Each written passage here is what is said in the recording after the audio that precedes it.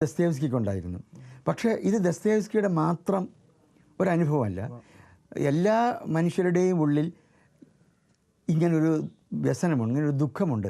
ആരും എന്നെ മനസ്സിലാക്കുന്നില്ലല്ലോ, ആരും എൻ്റെ കഷ്ടപ്പാടുകൾ കാണുന്നില്ലല്ലോ, മറ്റുള്ളവരോട് എനിക്കുള്ള ഉത്കണ്ഠ അവർ മനസ്സിലാക്കുന്നില്ലല്ലോ, എല്ലായിടത്തു നിന്നും ഞാൻ പിന്തള്ളപ്പെട്ടുകൊണ്ടിരിക്കുകയാണല്ലോ, എൻ്റെ യുദ്ധങ്ങളിലൊക്കെയും ഞാൻ തോറ്റുപോവുകയാണല്ലോ എന്നൊക്കെയുള്ള നിരാശ നമ്മളുടെ ഉള്ളിൽ ഏത് മനുഷ്യൻ്റെയും ഉള്ളിലുണ്ട്.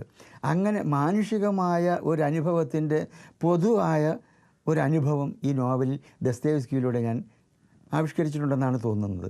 അതുകൊണ്ടാണ് ഒരു സങ്കീർത്തനം പോലെ വായിക്കുന്നവർക്ക് തോന്നുന്നത് ഇത് ദസ്തയേവ്സ്കിയുടെ കഥയല്ല, അല്ലെങ്കിൽ പെരുമ്പടവം ശ്രീധരൻ്റെ കഥയല്ല, ഇതെൻ്റെ കഥയാണ് എന്ന് ഇതിൻ്റെ വായനക്കാർക്ക് തോന്നുന്നു. എനിക്ക് നിരന്തരം കിട്ടിക്കൊണ്ടിരിക്കുന്ന വായനക്കാരുടെ കത്തുകളിൽ നിന്ന് എനിക്ക് ബോധ്യമായിട്ടൊരു സംഗതിയെക്കുറിച്ചാണ് ഇപ്പോൾ ബഹുമാനപ്പെട്ട അച്ഛനോട് ഞാനിത് പറഞ്ഞത്.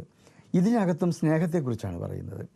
സ്നേഹം, മുറിവേൽക്കുന്ന സ്നേഹം, അല്ലെങ്കിൽ ത്യാഗത്തിൻ്റെ ഉയരങ്ങളിലേക്ക് കയറി ചെല്ലുന്ന മാനുഷികമായ സ്നേഹം, അങ്ങനെ ദിവ്യമായൊരു സ്നേഹത്തിൻ്റെ ഒരു വിജയവും കൂടി ഈ നോവലിൽ ഒടുവിൽ ഞാൻ കാണിക്കുന്നുണ്ട്.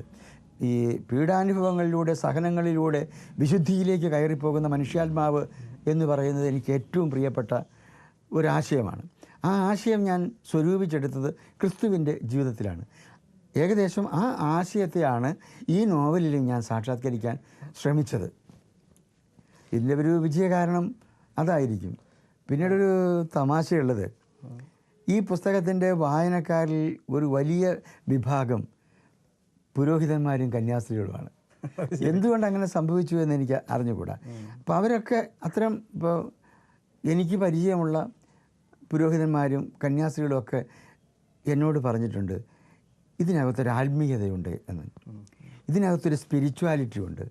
ഈ നോവലൊരു കഥയാണ്, ദസ്തയേവ്സ്കിയുടെയും അന്നയുടെയും സ്നേഹത്തിൻ്റെ കഥയാണ്, അല്ലെങ്കിൽ ദസ്തയേവ്സ്കി എന്ന എഴുത്തുകാരൻ്റെ സർഗാത്മകമായ വേദനയുടെ കഥയാണ്, അല്ലെങ്കിൽ ദസ്തയേവ്സ്കി എന്ന വ്യക്തിയുടെ ജീവിതത്തിലെ പരാജയങ്ങളുടെയും നിരാശകളുടെയും കഥയാണ് എന്നൊക്കെ പറയാം. പക്ഷേ അതിനൊക്കെ, ആ മനുഷ്യാനുഭവങ്ങൾക്ക് ഒക്കെ അപ്പുറത്ത് ഒരു ആധ്യാത്മികമായ ലാവണ്യം ഈ കൃതിക്കുണ്ട് എന്നോട് താല്പര്യമുള്ള കന്യാസ്ത്രീകളും അച്ഛന്മാരും ഒക്കെ പറഞ്ഞ് കേട്ടിട്ടുണ്ട്. വലിയ സന്തോഷകരമായ ഒരു അനുഭവമാണിത്. അങ്ങനെ ഈ ഒരു സങ്കീർത്തനം പോലെ എന്ന് പറയുന്ന ഈ നോവലിനെ ഇങ്ങനെ ആളുകൾക്ക് ഏറ്റവും പ്രിയങ്കരമാക്കി തീർക്കാൻ കാരണമായി തീർന്ന ഒരു ഘടകം ഈ കൃതിയിൽ വായനക്കാർ കണ്ടെത്തുന്ന ഒരു സ്പിരിച്വാലിറ്റിയാണെന്ന് തോന്നിപ്പോകുന്നു. ആധ്യാത്മികതയെക്കുറിച്ച് സാറിന് അല്പം കൂടി ഒന്ന് വിശദമാക്കാമെങ്കിൽ നന്നായിരിക്കും. കാരണം ഇപ്പോൾ ആധ്യാത്മികതയെ പല രീതിയിൽ നാം കാണുന്നുണ്ട്.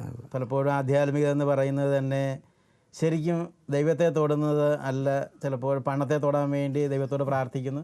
അങ്ങനെ ദൈവത്തെ തൊടുന്നതോ അല്ലെങ്കിൽ സത്യത്തെ തൊടുന്നതോ സ്നേഹത്തെ തൊടുന്നതോ ഒന്നും ആയിരിക്കണമെന്നില്ല പലരും പറയുന്ന ആധ്യാത്മികത. ശരിക്കും ആധ്യാത്മികത എന്ന് പറഞ്ഞു കഴിഞ്ഞാൽ ദൈവത്തെ തൊടുന്നതും ദൈവത്തിൻ്റെ പ്രത്യേകതകളെ തൊടുന്നതുമായൊരു അനുഭവമാണല്ലോ.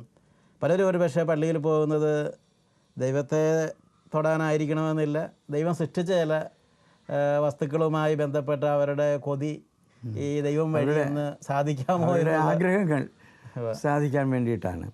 ആധ്യാത്മികതയ്ക്ക് ഇപ്പം പലതരം നിർവചനങ്ങൾ ഉണ്ടാവാം. പ്രത്യേകിച്ച് അതിന് മതപരമായ ഒരു നിർവചനം എന്ന് പറയുന്നത് ഈ മനുഷ്യനും ദൈവവുമായിട്ടുള്ള ബന്ധത്തെക്കുറിച്ചാണ്. അതാണ് മതപരമായ ഒരു കാഴ്ചപ്പാട്. ആ മതത്തിൻ്റെ പശ്ചാത്തലത്തിൽ നിന്നുകൊണ്ട് മനുഷ്യനും ദൈവവുമായിട്ടുള്ള ഒരു ബന്ധത്തെക്കുറിച്ചാണ് ആ ആധ്യാത്മികത സൂചിപ്പിക്കുന്നത്. പക്ഷേ മനുഷ്യനും പ്രപഞ്ചവും തമ്മിലുള്ള ബന്ധം, മനുഷ്യനും അനശ്വരതയും തമ്മിലുള്ള ബന്ധം, മനുഷ്യനും പ്രപഞ്ചവും കാലവും കാലാതീതവുമായിട്ടുള്ള ഒരു ബന്ധമുണ്ട്. ആ ബന്ധമാണ് യഥാർത്ഥത്തിലുള്ള ആത്മീയത എന്ന് പറയുന്നതെന്ന് പറയാനാണ് ഞാൻ ഇഷ്ടപ്പെടുന്നത്.